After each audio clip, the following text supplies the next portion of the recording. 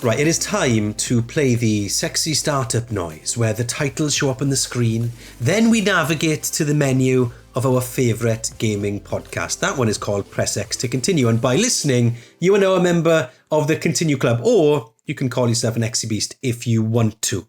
Let's sit down and chat games, shall we? My name's Steffan Powell. Usually I have my co-host, my right arm, my friend, the actor, gamer, Inel Tomlinson, but he's too busy taking over the UK on tour, which is amazing to see. He's going to be back with us very shortly, but we do have a voice note, a diary entry, if you will, from Inel on the podcast very soon, which is exciting. But we've got an OG Exy Beast, Shay Thompson, to fill the Inel-sized gap in the podcast this week again. Shay, lovely to have you back.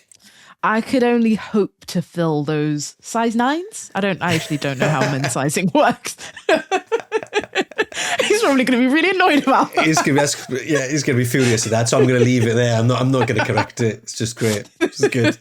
Now, Shay, we've started a new sort of ethos, I suppose, of the podcast this year. A ritual, which is getting going with an unsung hero game. Last week, I spoke passionately, if I may say so myself, about Cricket Captain, which is a sports simulation, sports management sim, which is a franchise that I adore and I think is an unsung hero. What are you going to tell us about this week? A game that is new or old, something that you don't think gets the credit it deserves. Take it away.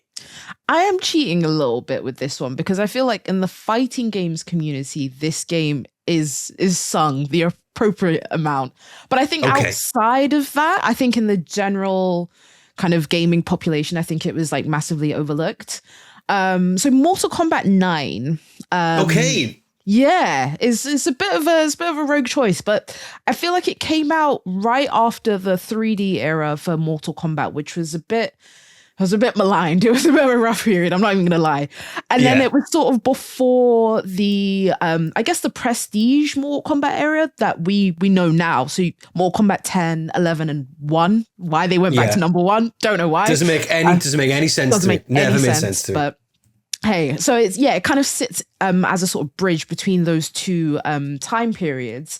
And it kind of gave birth to a lot of the conventions we know and love from Mortal Kombat, like nowadays, that kind of really aggressive, like really fast, like rush down type of gameplay. And yeah, I kind of went back to it recently because I don't know, I just had like a real big fighting games feeling. There are some really cool fighting games coming out this year. And so I just kind of wanted to like relearn the language of the genre. And it's brilliant. I think it has like a really cool... It's got like a really cool retelling of the first 3 Mortal Kombat games. So it was kind of upgraded for that time period's like graphics. I think the story is story we'd seen previously, but just in the sort of the graphical fidelity of the time. Exactly that. So it's like characters you'd be very familiar with, like Shao Kahn. So it's not the new timeline. It's very, very old timeline. So it feels like nostalgic in a way, but still feels kind of new. It's a nice way to like kind of condense the story as well, and make it a bit more succinct. And yeah, just it's really, really, really fun and like fast paced to play. I think it's very, very overlooked by a lot of non-fighting games people. Yeah, because I suppose you think of Mortal Kombat, or you think of the new versions, like you said, that sort of started that look and feel from 10 onwards. So this was sort of interesting. You described it as a bridge between what we had and then what people expect Mortal Kombat to be now. Exactly that. I also like it because it has a bunch of like random guest characters. So Freddy Krueger is in it randomly, and so is a bit more kind of familiar is Kratos from. Yeah, I'm just having a quick look on the internet now. Yeah, Kratos is in there. So okay, that's cool. Yeah, the old version of Kratos, I suppose, the OG Kratos, isn't it? Yes. With the goatee. Okay, well look, Mortal Kombat 9 then is Shay's unsung hero. Are you a fighting game fan? Do you think that Mortal Kombat 9 doesn't get the plaudits it deserves in the broader gaming space? And let us know. You know what to do. Get in the Discord, find us on social media, and be part of the conversation. We would love to hear from you. So Mortal Kombat 9 is our unsung hero for this week. Right, let's get into the trivia then for our episode this week. Me and Shay didn't do especially well last time we were together. And it's, this sound does bring people out in a cold sweat when they hear it. Now, remember, you can get your ideas, your niche facts, your interesting game quirks into our trivia submissions entry portal, which is in the Discord. It's a secret channel. Only the producers see it. They then turn that into a question and they ask us here on the podcast. So let's have a look at the leaderboards. Yes, Shay, you're in 9th and I am in 4th. Keza McDonald leading the way. I mean, she should lead. She's the Guardian's games editor. Yeah. She should be number 1. It would be bad if she wasn't. So yeah, we're gonna say that. That's the reason why I'm doing so badly. Almost scrap the top one, so we could all bump up a number. Actually, in a way. Right. Okay. The question this week is this one: Who wants to be a continuaire? Which game was updated shortly after launch in 2016 in order to combat safety concerns that players were gathering around police stations, fire stations and hospitals, stopping the emergency services from doing their jobs? I know this one. I actually know this one. I think I feel like whoever was coming up with the questions had to throw us a bone because we were in the trenches. At least I was in the trenches. Yeah. We've all been in the trenches getting the ones wrong for a long time. Shay, by the way, for those of you just listening to this, not watching it on Spotify or YouTube or whatever, came out in the biggest smile when she heard this question. She said, yes, nailed it. Finally. I've got it.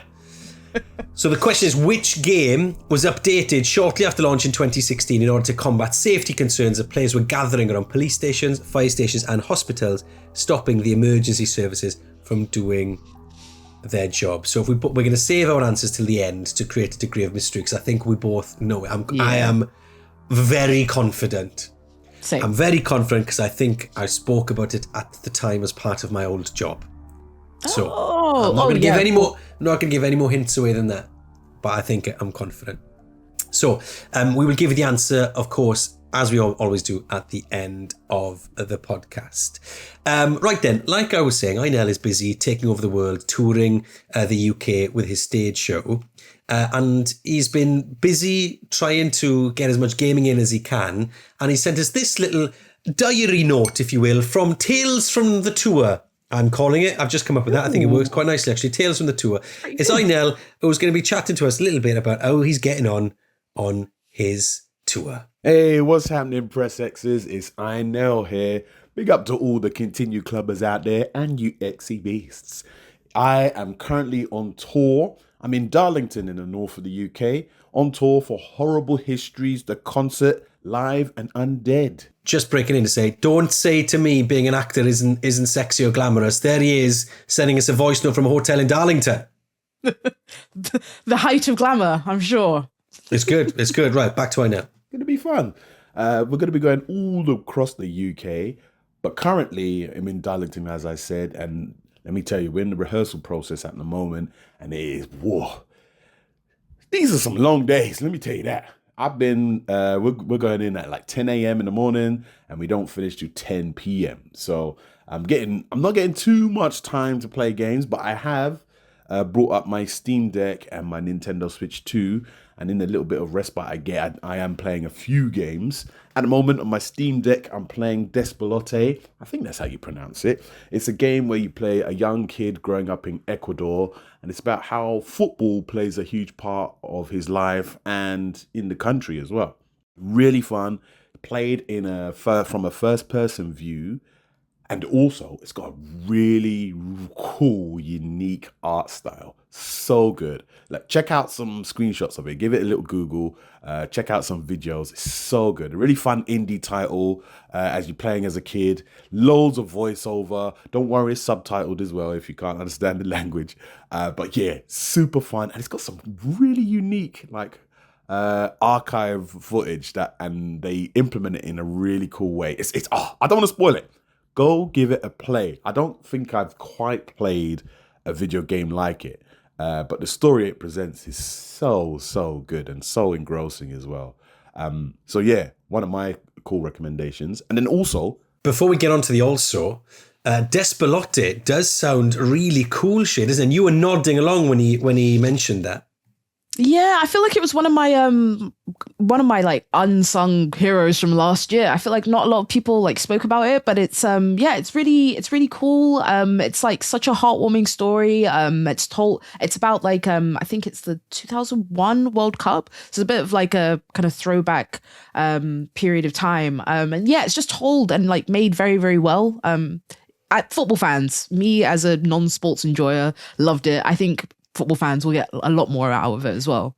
Yeah, like Inel was describing, that really unique art style. And it's sort of like black and white, but with like sort of fuzzy 90s VHS footage with some sort of pencil drawing over the top in this first person perspective.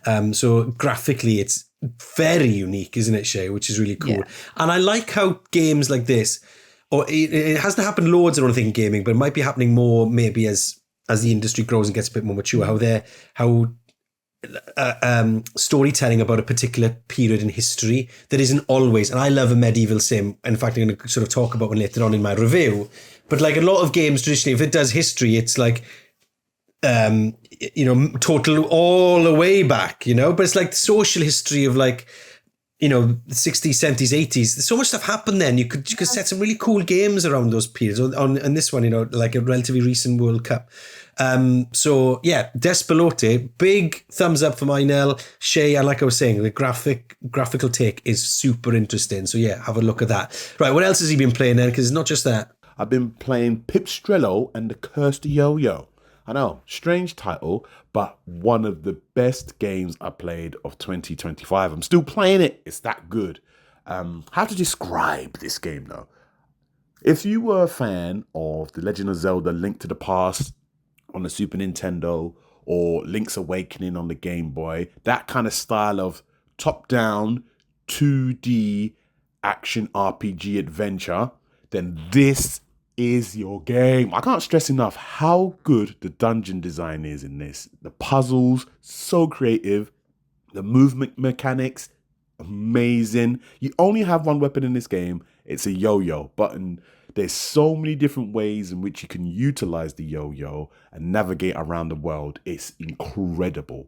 Once you get past the first dungeon and the game starts opening up and you start to see the movement mechanics you have in the game, you realize that, whoa, even though this game, the style of game is based on, like, I guess, like how it used to be done in the 90s, it's so unique.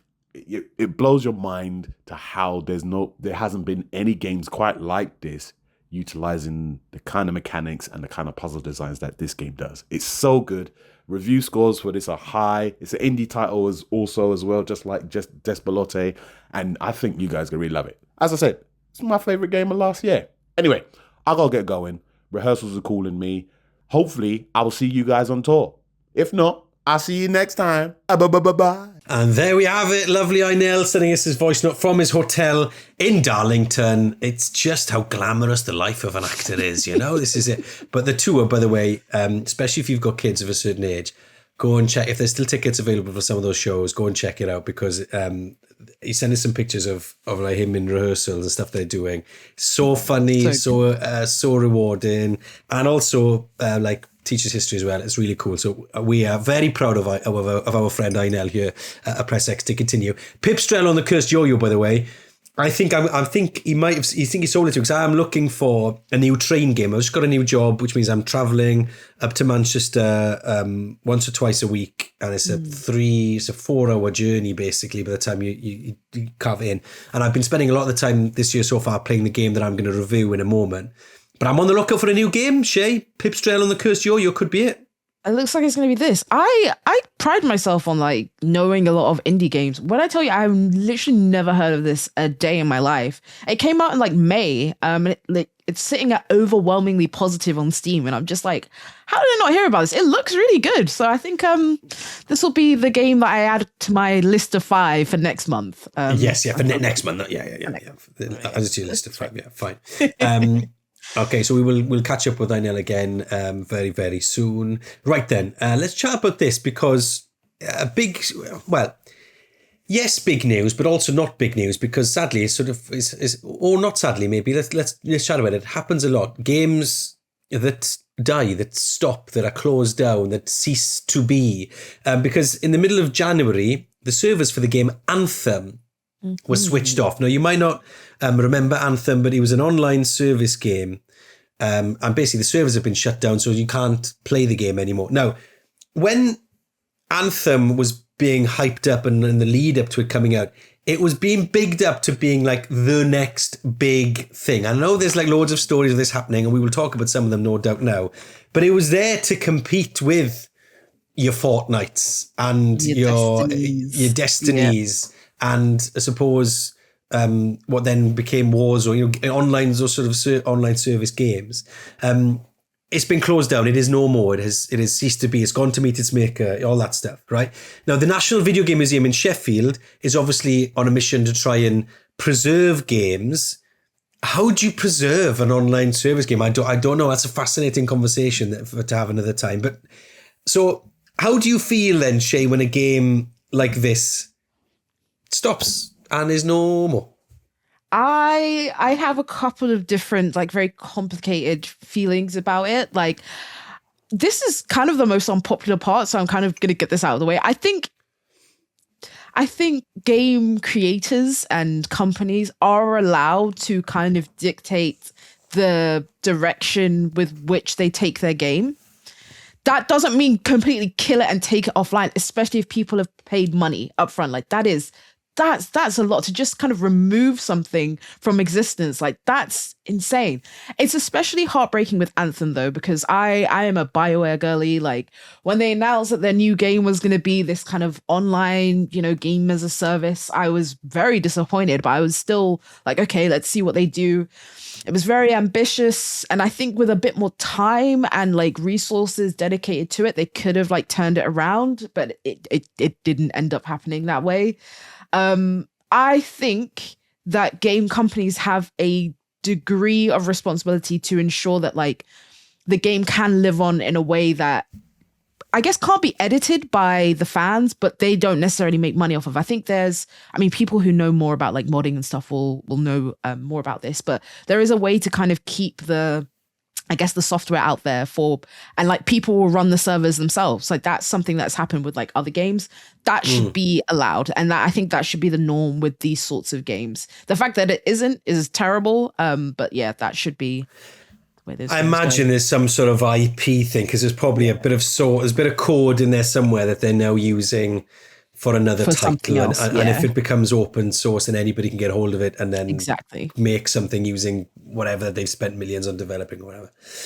So yeah, it's interesting, isn't it? Like, with online only games, I wonder whether actually the answer is, if you're going to, can't force anybody to do this stuff, but a good practice might be that you turn it into an offline thing so that it can be preserved, so people can go and play it in years to come. So, I see what they were doing with this. So that was cool. This might inspire me to go and create this bit, because we're all in, people create stories, whether it's books, movies, TVs, games, or when they're inspired by the stuff. There was some really cool imagery and ideas in Anthem. I can remember going to an early play test of it before it came out. At this point, it was going to still be the next big thing. And so many games companies at the time were doing these sorts of projects. And I think what is interesting is now you've seen that the games industry, they thought, right, online service games are going to be the way we make money from now on. That is going to be it. And everybody pivoted. Even Naughty Dog was working on something similar, Last of Us, right? Remember? And then they just said, actually, when you start seeing ones like this fail, and now it's such an expensive failure as well, they thought, actually, I think you get a bit more sense in the industry now, saying like, this is such a skill that we should leave people who are good at doing this, do this. And we're going to focus on the thing that we do well, actually, because you can't make this make money. Anthem is a good example of like the skills in that company were about games like Mass Effect and games like Dragon Age Inquisition, and they're not necessarily about online service games that have got a very specific way of appealing to audiences. I remember they made a live action trailer for this, directed by the guy Neil. Oh, what's his surname? Is it Blanc? Is it Blanc? Is he? You talking about the District 9 guy? Yeah, Neil Blomkamp. I interviewed him at the time, actually, so I should remember that. It's not that long ago. They made a live action trailer about this game, right? Trying to set up the lore and stuff. But ultimately, the gameplay loop wasn't satisfying enough. You could see in the background, the flying was really cool. The mechs were really cool. The sets were cool. The environments were really cool.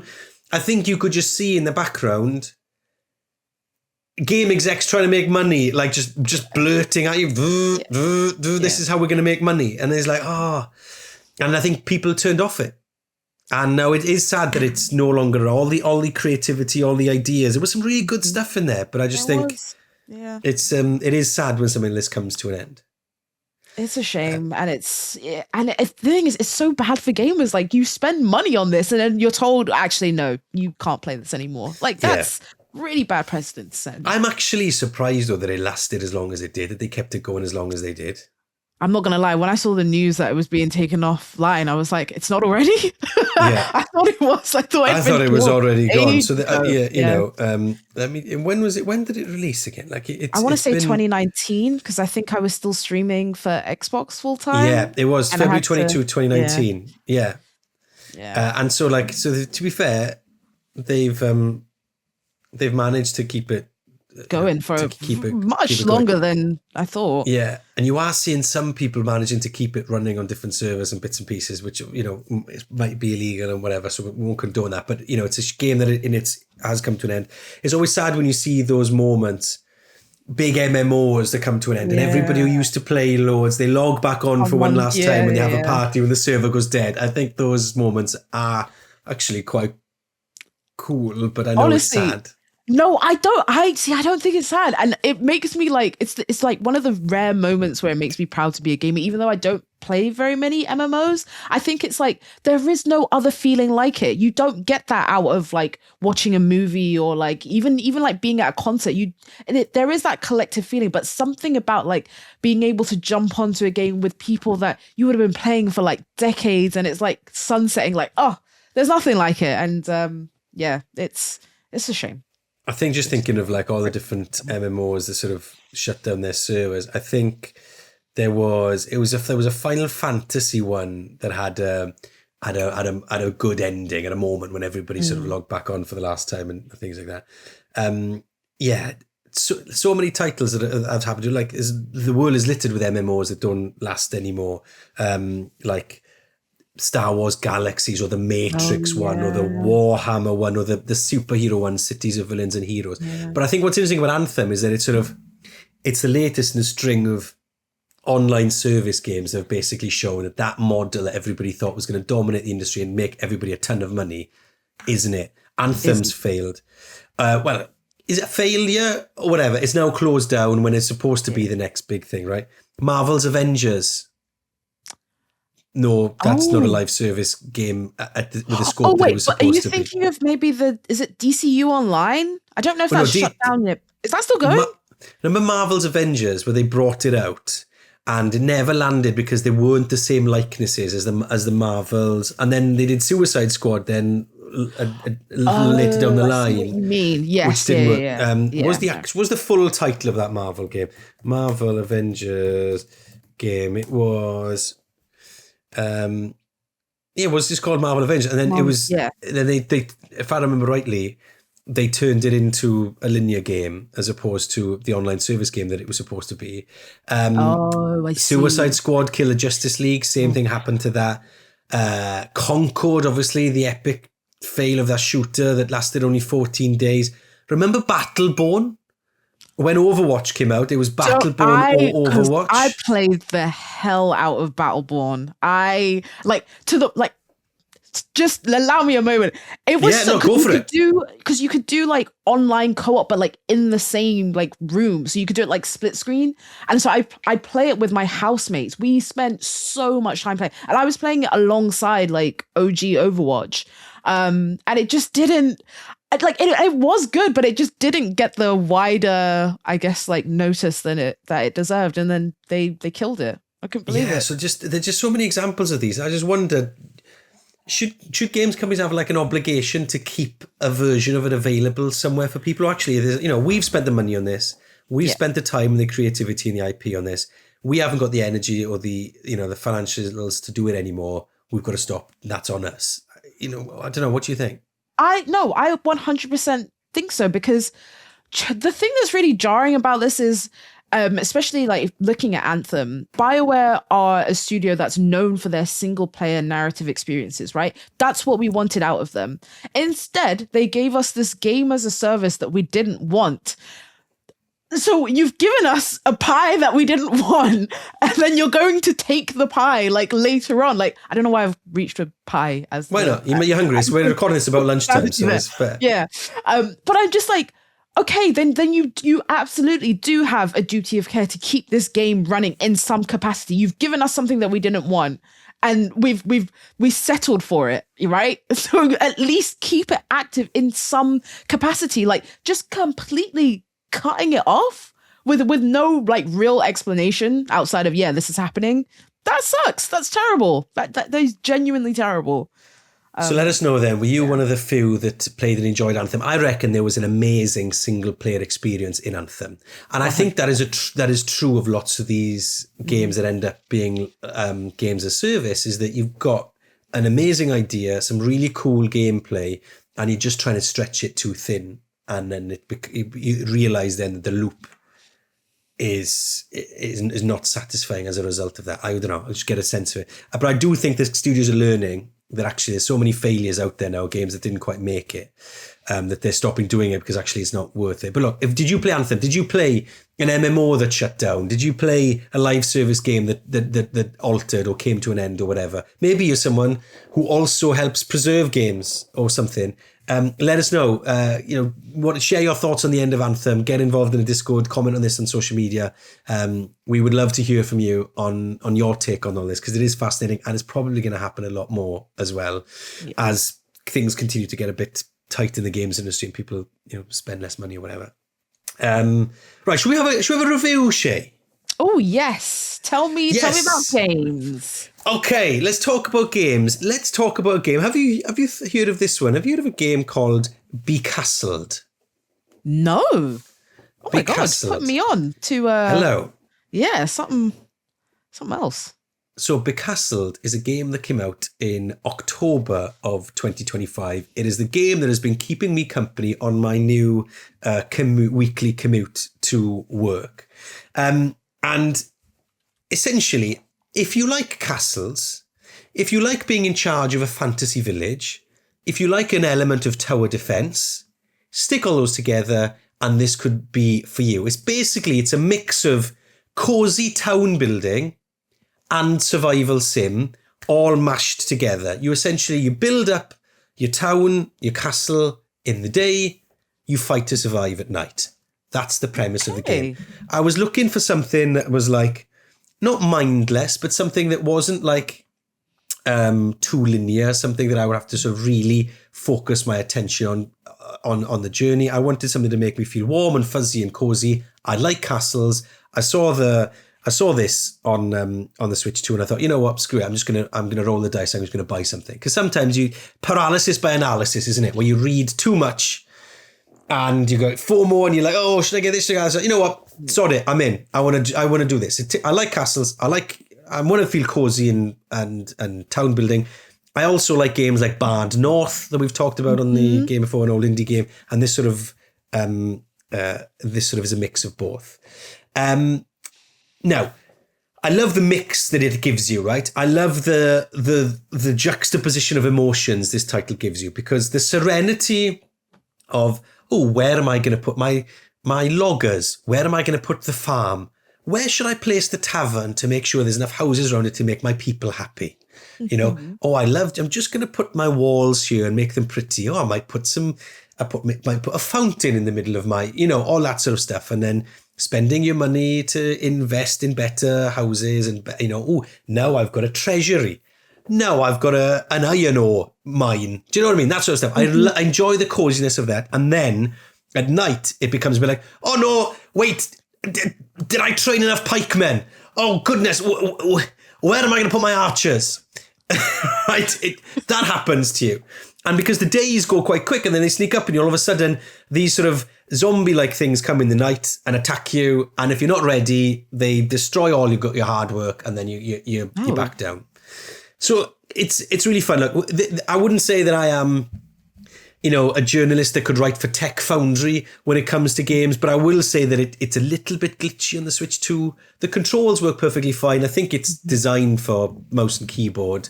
It works fine on the Switch 2, but just like I can remember when playing Crusaders Kings on the Xbox as opposed to the mouse and keyboard. Some games are just designed for the mouse and keyboard, aren't they? Yeah. So it does fine. Yeah. No, it's a little bit glitchy. I don't know, like I've done about 20 hours with it now, I think, on different journeys, and I think that might be me saying, thank you very much. You've seen enough. You've done enough. Yeah. But it's done its job. It's been really fun. It costs you 18 quid on the Switch 2. Okay. It's a bit cheaper on Steam. It's about 17 quid on Steam. So that is Becastled. Any questions for me on that, Shay? Yeah, I don't play a lot of like city builders or like kind of tower defense strategy games. Like, would this be like a good entry into that sort of world, those genres? I think it's easy to pick up and play, for sure. And I think because of that sort of cozy vibe it's got, nice and calm, I think therefore it gently eases you in, and the attacks you get at night start quite low, and as clearly they scale up, right? Right. Okay. It reminds me of the fighting-y bits. Reminds me of Bad North, because yes, it's tower defense, but you're actually moving your troops around. It's not strict mobile tower defense where you're just placing your towers and that's all you can do. You are moving your troops around a little bit, so that's why it's a bit like Bad North. Okay. And then the town building stuff is like a cozier version of. You suppose you wouldn't have played a game called Stronghold in the 90s and the early 2000s.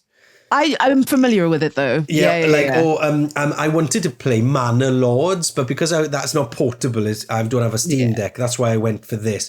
So there's a bit element of SimCity. I would say it's fairly easy entry point. Yes, I would. Okay. And it's good for like journeys, like you said. So, something to... I'm playing on the Switch too, because I'm finding on journeys, management sims are good to me. Because I wanted to get the Donkey Kong game for the journey, but actually I can't.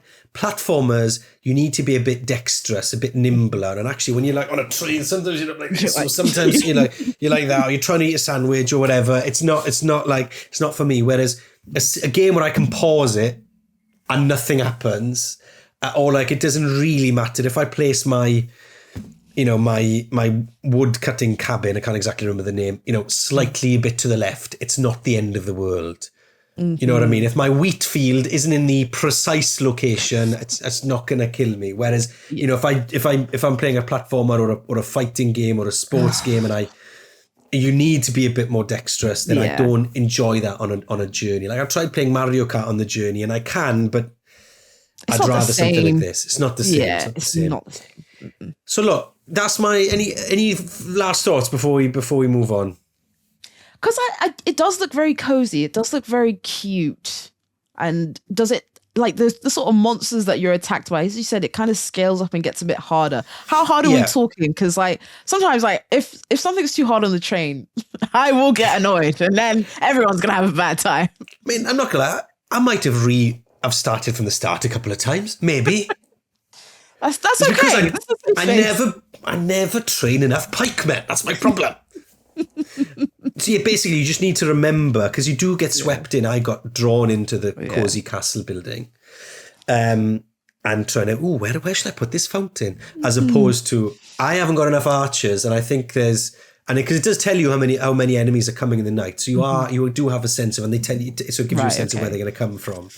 But on a couple of playthroughs now, I'm a bit more savvy. So now I'm a bit more like, okay, because I haven't quite got to the place where I'm building really impressive castles yet. I'm still sort of at fort level.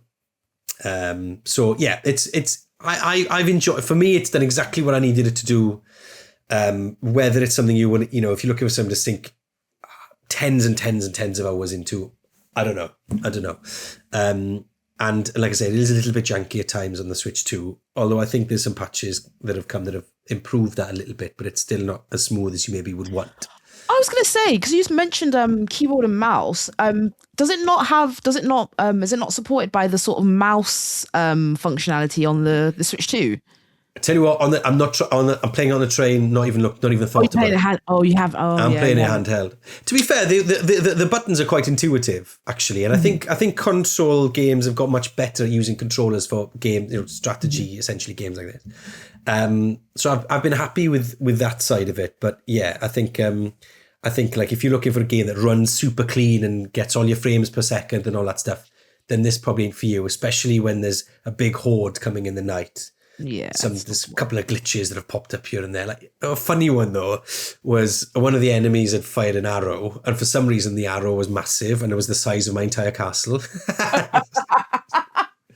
was like, I'm gonna have to, I'm gonna have to quit and then load back in and then come back in. Yeah, there's a bit of that going on, but so and it is pretty cheap. I think my recommendation would be to wait. Maybe if you don't need a game right now, I would wait until it's on sale. But if you're after a game that does blend cozy castle building with a bit of action, then it is a really unique blend in that sense.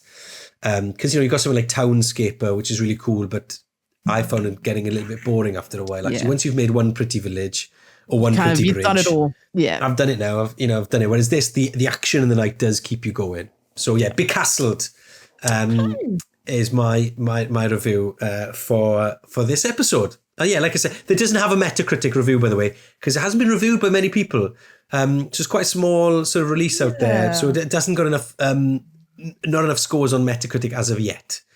And I don't think this counts as a score for Metacritic. So sadly not. When are they going to finally pay attention? Come on, switch on. It is sitting at mostly positive on Steam though. Very positive. So that's good. That's good. That could be one of your 5, Shay, for this next month. Yeah. And it's a different game for me, which was kind of the point of the 5. So yeah, and if you look at like the games you tend to talk about, we talked about fighting games earlier on. The games you're looking forward to in 2026. The last time we were chatting, were all pretty bleak and dark, and is this? This is wholesome. This is cozy. This is a vibe. So yeah. Yeah, right. As wholesome as you can get once you're being attacked by feral werewolves and zombies at night. As wholesome within that context. Yeah, I think there's zombies because the graphics are sort of like cozy. There's no faces on the baddies. They're like just like this sort of blue sheen. Right. Okay. So the big question from today's show. This is where our producers listen to our conversation and come up with a question from what we've been chatting about. And the question is this: you've been told that your all-time favorite game will be playable for one last time, and your friends are getting together to play it before it is deleted from history. What's the game? Who's playing? And where are you playing it? Unfortunately, this is a nightmare that has come true for me.